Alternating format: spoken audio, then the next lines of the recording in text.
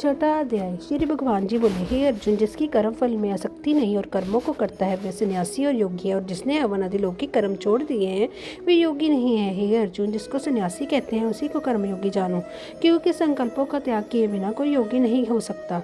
जो मुनि योग की प्राप्ति की इच्छा रखते हैं उनके लिए इनका साधन कर्म ही है, और उनके योगी होने पर उनका ज्ञान पूर्ण होने का साधन उनके चित्त का समाधान है। जिस मनुष्य विषय और कर्मों की आसक्ति से छूट गया और वासनाओं को उसने त्याग दिया, उसी समय वह योगारूढ़ कहा जाता है। जिसने मन स्वाधीन कर लिया है और अपना हितकारी है, और जिसने विवेक का त्याग किया है वह स्वयं ही अपना शत्रु है। मन को जीतने वाले शांत स्वभाव मनुष्य की आत्मा शीतोष्ण सुख दुख मान और अपमान इनके होने पर भी अत्यंत स्थिर रहती है। जिसने ज्ञान विज्ञान से अंतःकरण को तृप्त कर लिया है, जो निर्विकार हो गया है, तथा जिसने अपनी इंद्रियों को वश में कर लिया है, जो मिट्टी पत्थर और सोने को एक सा समझता है, वही योगी कहलाता है। सुहृदय मित्र शत्रु उदासीन देशी मध्यस्थ देश करने योग्य बंधु वर्ग साधु और पापी, इन सब में जो समान दृष्टि रखता है वही श्रेष्ठ है।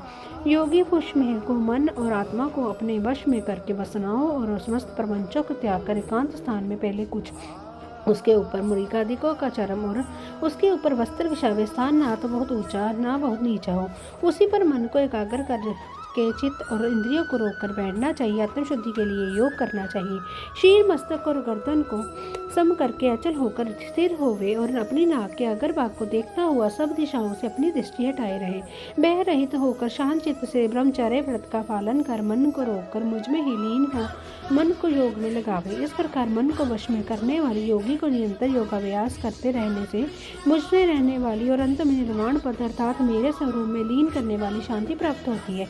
हे अर्जुन, जो अधिक भोजन खाता है या अनेक दिन उपवास करता है, जो बहुत सोता या जागता रहता है, उसका योग प्राप्त नहीं होता। जो उपयुक्त आहार और विहार करता है तथा कर्मों का योग रीति से पालन करता है तथा जो यथा समय सोता और जागता है, योग ऐसे पुरुष का दुख मिटा देता है, तब स्वयं को प्राप्त हुआ चित्त अपनी आत्मा में ही स्थिर हो जाता है और सब कामनाओं से निवृत्त हो जाता है। तभी योगी मोक्ष पद पा जाता है। जिस प्रकार योगी अपने चित्त को निश्चय रखकर उसका संयम करता है और अंतःकरण की समाधि लगाता है, जिस अवस्था में योगाभ्यास के कारण चित्त का वेग रोक कर विषयों से पृथक होने लगता है और जो शुद्ध अंतःकरण से आत्मा को ही देखकर आत्मा में ही संतुष्ट होता है, जिस अवस्था में वह अत्यंत सुख जो इंद्रियों द्वारा जाना नहीं जा सकता वर्ण केवल बुद्धि से जाना जाता है अनुभव करता है, तब यह योगी आत्म स्वरूप में स्थित हो उससे विचलित ना हो। जिस अवस्था को पाकर फिर और कई बारी दुख उसे वहां से चलाए मन नहीं कर सकता, इस अवस्था को दुख से योग वियोग कारक योग नामक जानना हो। सो योग निर्विकल्प चित्त से निश्चय करके ही करना चाहिए। संकल्प के उत्पन्न करने वाले उस समस्त कामनाओं को त्याग कर और अपने मन में सकल इंद्रियों को चारों ओर से रोक कर धैर्य के साथ बुद्धि को अपने अधीन कर धीरे धीरे विषयों से दूर हटे और भली भांति मन को आत्मा में स्थिर करके किसी पदार्थ की चिंता ना करे। वे चंचल और स्थिर मन जिधर जिधर जाए उधर उधर से इसको उठाकर आत्मा के वश में करना चाहिए।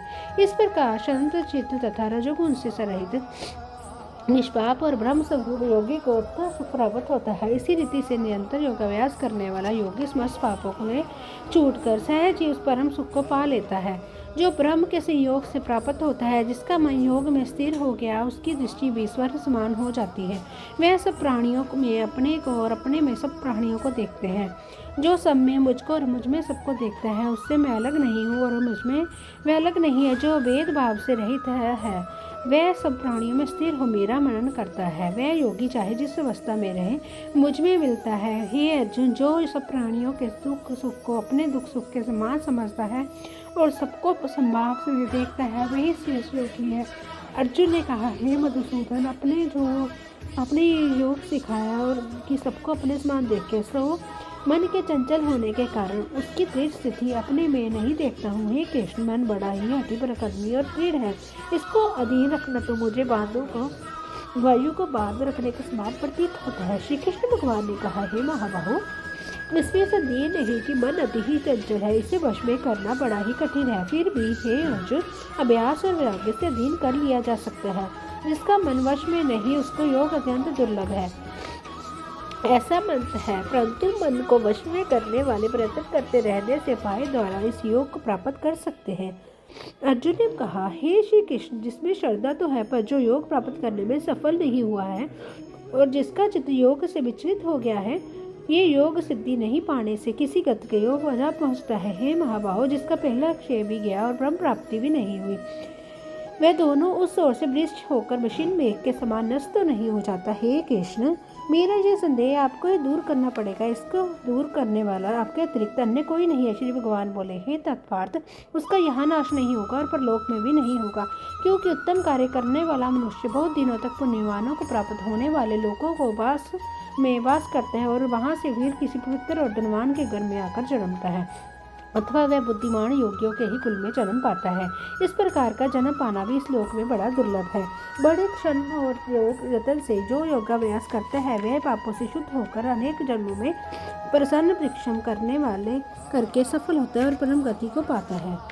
बड़े बड़े तपस्वियों से योगी श्रेष्ठ है, ज्ञानियों से भी योगी श्रेष्ठ है। इसलिए हे अर्जुन, तुम योगी बनो, केवल मुझ में ही मन लगाकर मेरी प्राप्ति के लिए जो मेरा भजन करता है उसको समस्त योगियों के मध्य मैंने अत्यंत श्रेष्ठ माना है। यदि श्रीमद्भगवद्गीता विद्या योग शास्त्री श्री कृष्ण अर्जुन संवादे आत्म संयम योगो नाम छठा अध्याय का महात्म्य। छठा अध्याय समाप्त हुआ। वीडियो अच्छी लगी हो तो वीडियो को लाइक करना और सब्सक्राइब करना मत भूलें। जय श्री कृष्ण। बेल आइकन का बटन दबाना ना भूलें और वीडियो को अधिक से अधिक शेयर करें।